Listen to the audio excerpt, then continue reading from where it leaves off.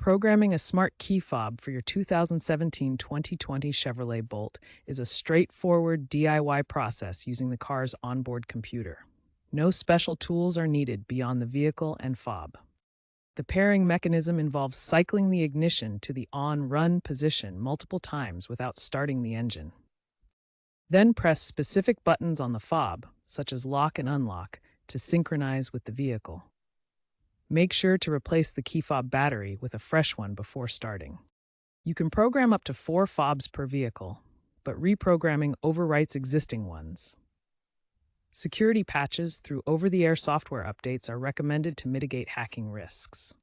Online resources like YouTube tutorials and Chevy Bolt forums can provide visual guidance and troubleshooting tips for the process.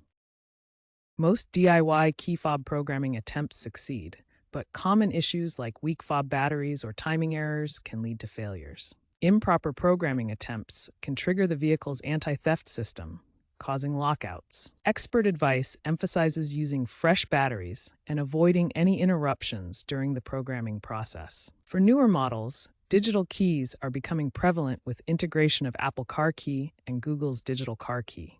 Cybersecurity is a rising concern, with trends towards biometric integration and blockchain-based key management. Future trends suggest physical fobs may be replaced by smartphone-based systems or UWB technology. Stay updated with Chevrolet's software updates for enhanced security.